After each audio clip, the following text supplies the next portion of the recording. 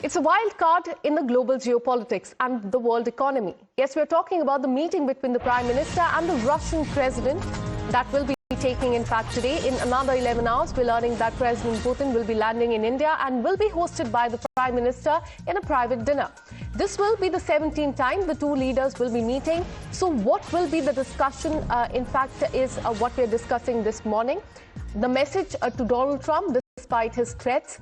The number two discussion will be the future of India's fuel diplomacy with Russia, the perfect recipe for Atmanirbhar Bharat, a defense deal to act as a deterrence and a not for war.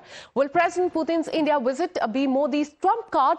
That's the question. So let's begin first with a message to President Donald Trump, since this is the first time that Russian President will be visiting India after the Ukraine war started and the tariff threat as well.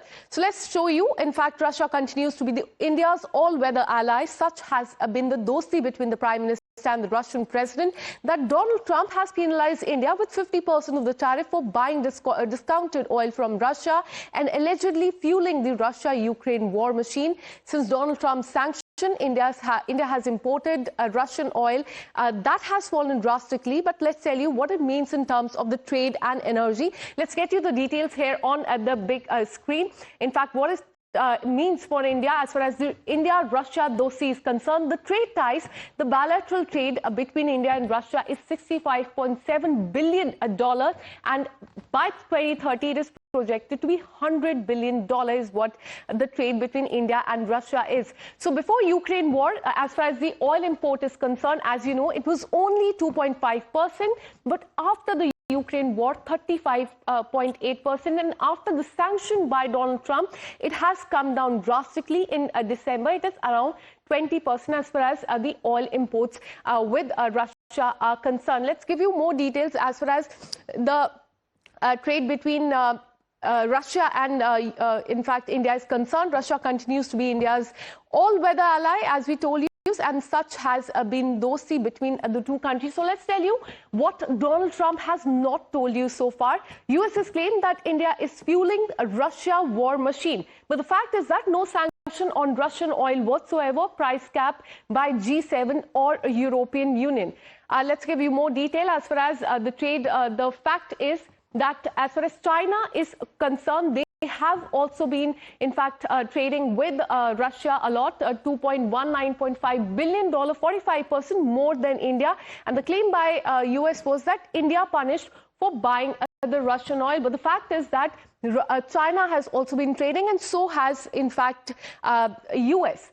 Another claim that has come from the United States is that this war is Modi's war. The fact is that India buys oil from international traders as well, and is the counter that has come from India. So Russia is without a doubt India's biggest defense partner and its strongest friend when it comes to defense deals. We witnessed the might of Russia's S-400 system during Operation Sindoor, which helped shield our borders as well.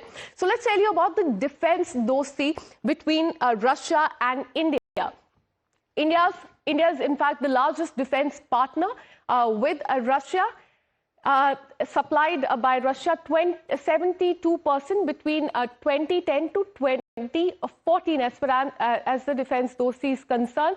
260 plus Su-30 MKIs and S-400 defense shields that have been supplied to Russia for Sukhoi Su-57 is likely something that will be on the table as well when Putin arrives in the country as well.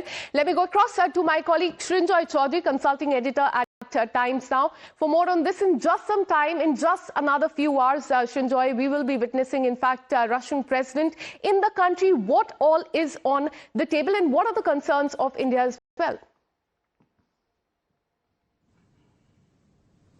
Yes, first of all, the President Putin's visit is a very important one. President Putin and Prime Minister Modi have remained good friends despite all these problems. He is the one who could tell President Putin that war is not something you do in the 21st century. Let's not forget that.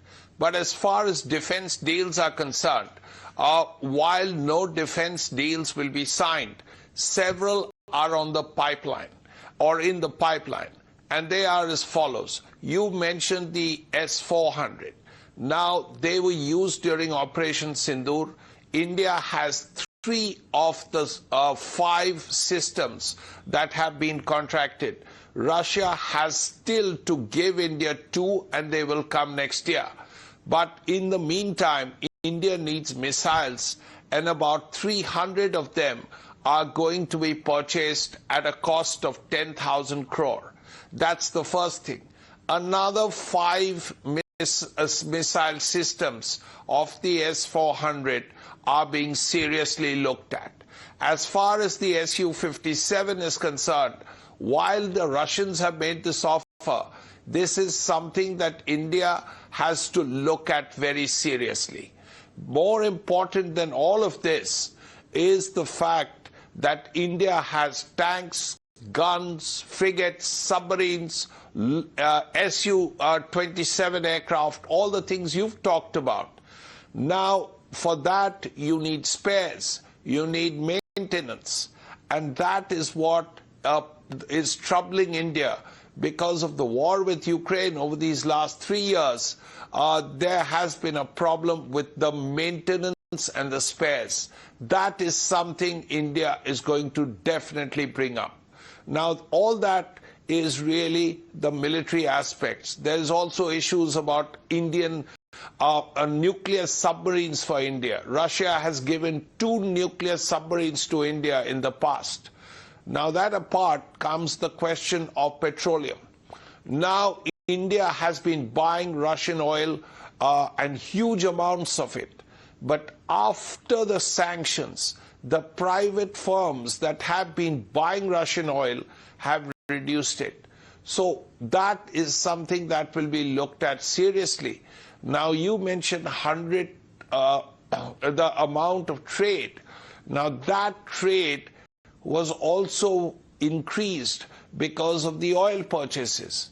Now, with things being what they are, and as you again said, that 50% tariff on America, Russia has said that if you want to export things, then we are happy to buy it. So trade will have to go up in 2 ways.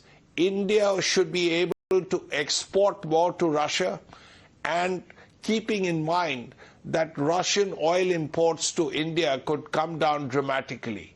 So oil and trade apart, there are 2 areas where India and Russia have cooperated very strongly on. They are as follows. 1, civil nuclear energy. There is Kudan Kola well in progress. We have to see what the Russians offer us. The 3rd and 4th things are really relating to space. Let's not forget that Rakesh Sharma was the first Indian citizen in space, and he went up in a Russian satellite, a rocket. Now, training on space issues continues between India and Russia. So the major pillars of the Indo-Russian relationship are as follows: defense, trade, including oil, space, and civil nuclear energy. This apart, a fewer additional things could come up, whether it's culture, whether it's media, stuff like that. But it's an important visit.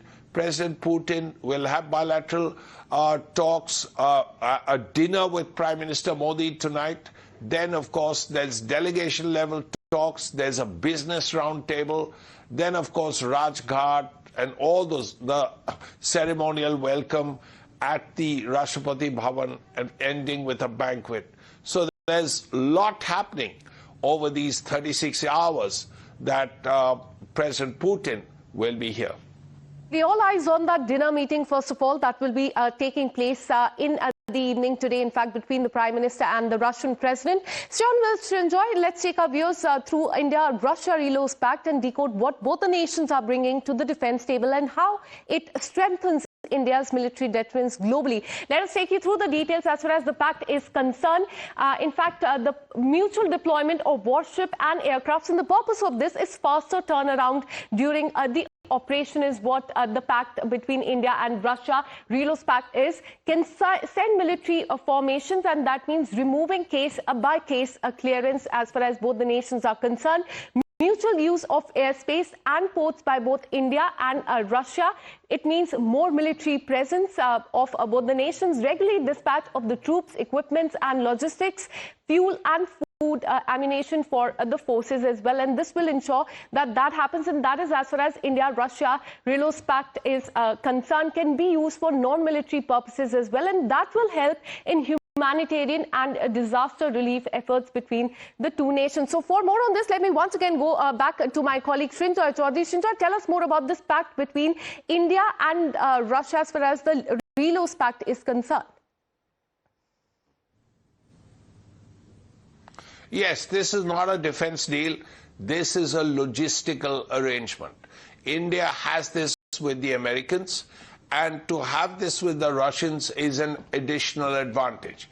It basically means, as you rightly said, that a Russian plane could come to India, get refueled, and fly off somewhere else, and there would be no necessity of seeking permission earlier.